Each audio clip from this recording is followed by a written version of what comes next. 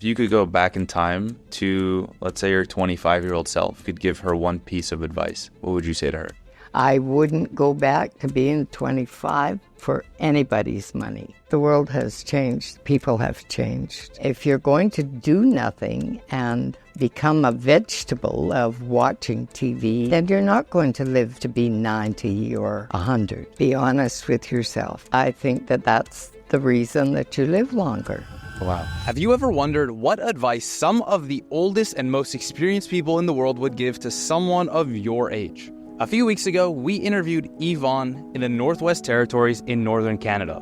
Yvonne is recognized as one of Canada's trailblazers for discovering the North. Back when she was younger, she used to fly airplanes through bushes, known as a bush pilot, to discover and communicate with some of the most northern communities close to the Arctic Circle. After sitting down with Yvonne and talking about her life experiences and life lessons, I can honestly say that what she has to offer is something all of us need to hear today. So without further ado, let's jump into it. How old are you? 94. What does it feel like to be 94? I don't know, because I have a hard time realizing that I am that old. What is age? To me, it isn't anything. You just live another year. Well, you've been able to reach an age that most people don't reach, right? 94 is way above the average age. What have you done in your life that you think has gotten you to this point? I've worked my whole damn life. And I've done jobs I like. Always what I like doing. I think that that's the reason that you live longer. I think that it's wrong to retire, as in everybody says now, oh, well, when I retire, what are you going to do when you retire? Are you going to just do nothing? If you're going to do nothing and become a vegetable of watching TV and reading, and that's all, then you're not going to live to be long. You're not going to live to be 90 or 100. What's a big mistake that you made or a big regret you have that you learned a valuable lesson from? Accepting people at their word and believing in them. Sometimes you shouldn't do that. There are some days when I think, do you not learn anything quick? But then I think, oh well, it'll work out. Are you married? I was 75 or 76 years ago, something like that. Yeah. Wow. I was 19 when I got married, and I was about 24 when I got divorced, and I haven't got married again. I had one daughter, and my daughter got married and had 4 grandchildren, and they have been phenomenal. They are the best thing that ever happened to me. That's the only way to have children, is grandchildren. You know? Yeah. You can spoil them and give them back. And I love them. My youngest grandson is 50. Do you believe in marriage still? Get married? Oh, yes. I believe in marriage. And I certainly believe in grandchildren.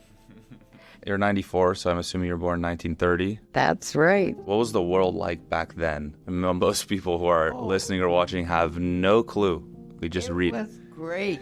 You went to school, you walked, there were no buses. You went home for lunches, you came back to school. You could go anywhere in town and never have to worry about a thing. We were kids, and we could go wherever we wanted, and our parents didn't worry about us. Nowadays, it's dangerous. I think that the world has changed. People have changed. Some are not so good. We should have the freedom that we had before. We should be able to feel comfortable, to go downtown at night, to walk around in the evening if you wanted to go anywhere that you wanted to go. There are changes, and you have to be careful. There's so many big events that have happened that shifted the world. What is an event that, well, in your opinion, really changed the outlook? When I was young, World War II was on, and I grew up in that. I was a teenager. Do you remember the day that the Second World War ended? Is that Yeah. the day that everyone knows? Yes. On that day, I was working in the fish stocks in Prince Rupert, British Columbia, and the whistle started blowing, and we decided we would work to the end of the day, and that was it. I remember. But I don't think that it ever registered in my mind of what really, really the end meant. The war doesn't affect people that are in a different country like it did us. We had ration book. You couldn't buy jam. You couldn't buy sugar. You couldn't buy butter. Couldn't buy meat. It was all on the ration book. So that went away, obviously, at the end of the war. Yeah. People always say, I think the world is a scary place right now. I'm not really sure where to, if it's a good place. I'm not sure if things are going to get better. Seems like we're going downhill. But you've lived through World War, Vietnam War, all these different crazy conflicts, and society always comes out and advances. So what's your advice to people who are kind of worrying about that? I wouldn't worry about it. People have been at war forever. I mean, just check history and see. There have been wars always, so there's going to still be wars always. What is something that you think you spent too much time worrying about? Well, I spent a lot of time worrying about the government, and then I decided that there wasn't any point in doing that because you can't do anything about it anyway. So it just meant that you're wasting your time. About 10 years ago, I just quit watching the news. What'd you do instead? I voted. I always voted. I made a point. That was my one right that you don't ever want to lose. And you want to be sure that you get out and vote. What is a truth that you've learned about life that you wish more people understood? Women can do anything that men can do, We can work, we can do any job, and we should be equal. And I have always been equal. But you must have seen a lot of progression, at least, in that regard. Yeah, it was but probably not different when you were growing as much as I think there should be. It's not been easy, but hey, it's been fun. Yeah. I love that. If you could go back in time to, let's say, your 25-year-old self, knowing everything you know today, you could give her one piece of advice. What would you say to her? Oh, I can't even think what it would be. I wouldn't go back to being 25 for anybody's money, or 40, or even 50. I'm happy with the way life is now, and my life has been full of experiences and stories and things that I've done and places I've been, and I like it. I don't need to go back. So I'm 25, just for reference. Okay. So I'm almost about 70 years younger than you. If I want to get to where you are today, I want to feel the way you feel, I want to live to the age that you're at. What is your advice or recipe or strategy for that? Keep active. Do what you like if it's at all possible. The job that you are doing, if you like it, stay at it, work, but keep active. Keep involved.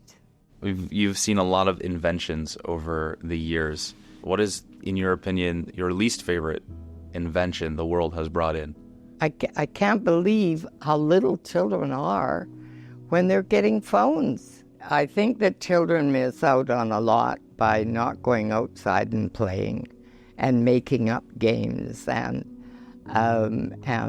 playing with all the kids in the neighborhood. What about adults? I think that people put a lot of trust in the equipment that they've got. And I'm not opposed to all of the equipment, but I just think they're missing out on a lot. Well, with my group, when the ladies that I go for coffee with and that, don't take your phone. Don't be answering your phone when we're having coffee or when we're going out. Or if you're going to a meeting, don't take your phone. When you get home, look at your phone and see who called. There's something about how we live today that you could reverse a change that the world has made. What would that one be? Nothing. You have to live with what you've got. Change is going to keep on. Oh my God, every day there's changes. I learned how to text in the last year. Did you? Oh, yeah. I mean, I'm pretty good at that. Are you using the thumbs or are you using the index fingers? I'm using finger. I don't have to change. I don't have to use that phone. I don't have to learn how to text. I've got a landline that I still use. Oh, yeah. But, I probably won't live that much longer, so I don't have to, I can accept it to a point and then still feel the way I feel. If someone wanted to live a better life, happier life, longer life, what would be that one lesson you'd share with them? Be honest with yourself. That's it. Thank you.